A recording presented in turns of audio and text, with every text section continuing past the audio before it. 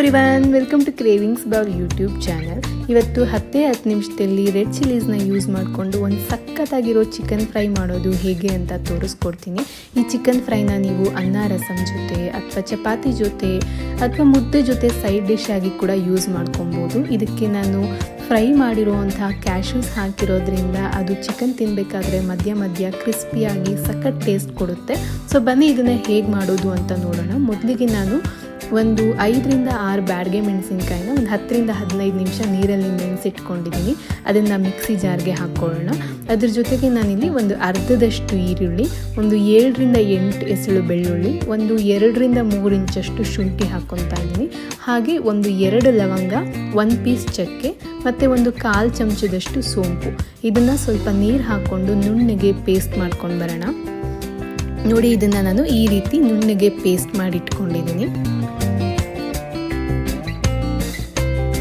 Next ಇದಕ್ಕೆ ಬೇಕಾಗಿರುವಂಥ ಕರಿಬೇವಿನ ಸೊಪ್ಪು ಮತ್ತು ಕ್ಯಾಶ್ಯೂಸ್ನ ಸ್ವಲ್ಪ ಫ್ರೈ ಮಾಡಿ ಎತ್ತಿಟ್ಕೊಳ್ಳೋಣ. ಇಲ್ಲಿ ಎಣ್ಣೆ ಬಿಸಿಯಾಗಿದೆ. ನಾನು ಇಲ್ಲಿ ಒಂದು ಅರ್ಧ ಹಿಡಿಯಷ್ಟು ಕರಿಬೇವಿನ ಸೊಪ್ಪನ್ನ ಹಾಕ್ಕೊತಾ ಇದ್ದೀನಿ.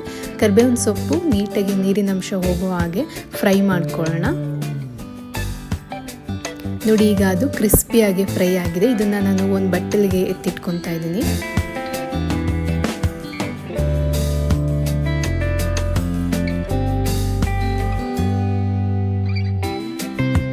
ನೆಕ್ಸ್ಟ್ ಇದೇ ರೀತಿ ಕ್ಯಾಶ್ಯೂಸ್ನು ಕೂಡ ಲೈಟ್ ಬ್ರೌನ್ ಆಗೋ ಹಾಗೆ ಫ್ರೈ ಮಾಡಿಕೊಂಡು ಸೆಪ್ರೇಟಾಗಿ ಒಂದು ಬೌಲಲ್ಲಿ ಎತ್ತಿಟ್ಕೊಳ್ಳೋಣ.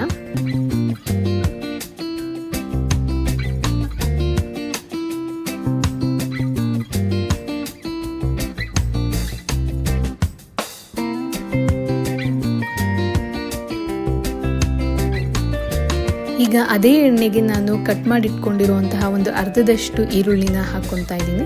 ಈರುಳ್ಳಿನ ಹಾಕ್ಕೊಂಡು ಅದು ಹಸಿ ವಾಸನೆ ಹೋಗೋ ಹಾಗೆ ಸ್ವಲ್ಪ ಹೊತ್ತು ಫ್ರೈ ಮಾಡ್ಕೊಳ್ಳೋಣ.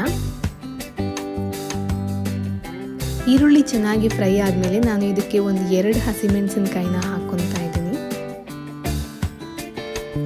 ಮತ್ತು ನಾನಿಲ್ಲಿ ಒಂದು ಅರ್ಧ ಚಮಚದಷ್ಟು ಶುಂಠಿ ಬೆಳ್ಳುಳ್ಳಿ ಪೇಸ್ಟ್ನ ಆ್ಯಡ್ ಮಾಡ್ಕೊತಾ ಇದ್ದೀನಿ. ನಾವು ರುಬ್ಬೋದಕ್ಕೆ ಶುಂಠಿ ಬೆಳ್ಳುಳ್ಳಿ ಪೇಸ್ಟ್ ಆಲ್ರೆಡಿ ಹಾಕಿರೋದ್ರಿಂದ ಒಂದು 1/4 ಚಮಚ ಅಥವಾ ಅರ್ಧ ಚಮಚದಷ್ಟು ಶುಂಠಿ ಬೆಳ್ಳುಳ್ಳಿ ಪೇಸ್ಟ್ ಹಾಕ್ಕೊಂಡು ಸಾಕು, ಜಸ್ಟ್ ಫಾರ್ ಫ್ಲೇವರ್ಗೆ, ಚಿಕನ್ ನೀಟಾಗಿ ಫ್ರೈ ಆಗೋದಕ್ಕೆ. ಮತ್ತು ಇದಕ್ಕೆ ನಾನು 1 ಚಿಟಿಕೆಯಷ್ಟು ಅರಿಶಿನ ಪುಡಿ ಹಾಕ್ಕೊಂಡು ಸ್ವಲ್ಪ ಹೊತ್ತು ಫ್ರೈ ಮಾಡ್ಕೊಳ್ಳೋಣ.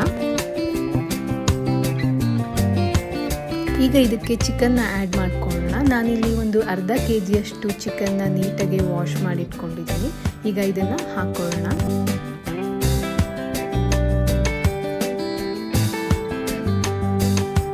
ಚಿಕನ್ ಎಣ್ಣೆಯಲ್ಲಿ ಒಂದು 3 ರಿಂದ 4 ನಿಮಿಷದವರೆಗೂ ನೀಟಾಗಿ ಫ್ರೈ ಆಗಬೇಕು.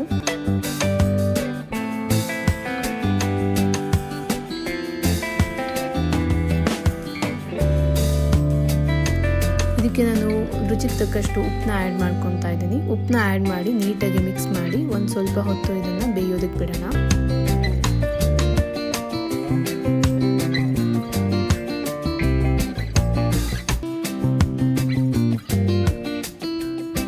ಚಿಕನ್ ಎಣ್ಣೆಯಲ್ಲಿ ಒಂದು ಸ್ವಲ್ಪ ಹೊತ್ತು ಫ್ರೈ ಆದಮೇಲೆ ನಾವು ಇದಕ್ಕೆ ರುಬ್ಬಿಟ್ಕೊಂಡಿರುವಂತಹ ಪೇಸ್ಟ್ನ ಆ್ಯಡ್ ಮಾಡ್ಕೊಳ್ಳೋಣ.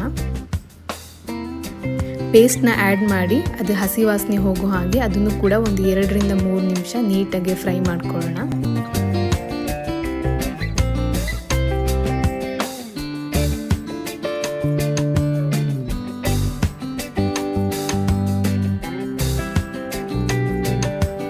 ಚಿಕನ್ ಮಸಾಲೆ ಜೊತೆ ನೀಟಾಗಿ ಕುಕ್ ಆಗಿದೆ. ನೀವು ನೋಡ್ಬೋದು, ಇದು ಈ ರೀತಿ ಎಣ್ಣೆ ಬಿಟ್ಕೊತಾ ಇದೆ.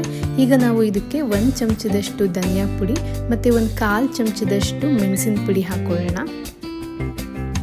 ಇದನ್ನು ಒಂದು ರೌಂಡ್ ನೀಟಾಗಿ ಮಿಕ್ಸ್ ಮಾಡಿ ಒಂದು ಸ್ವಲ್ಪ ಹೊತ್ತು ಬೇಯೋದಕ್ಕೆ ಬಿಟ್ಟರೆ ಸಾಕು.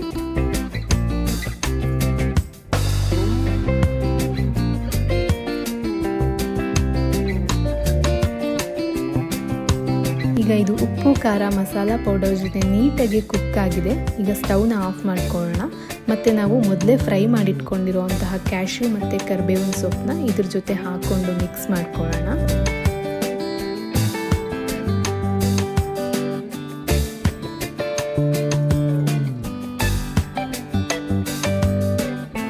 ಕೊನೆಯಲ್ಲಿ ಇದಕ್ಕೆ ಒಂದು ಸ್ವಲ್ಪ ಕೊತ್ತಂಬರಿ ಸೊಪ್ಪನ್ನ ಹಾಕ್ಕೊಂಡು ಇದನ್ನು ಒಂದು ಸರ್ವಿಂಗ್ ಬೌಲ್ಗೆ ಹಾಕ್ಕೊಳ್ಳೋಣ.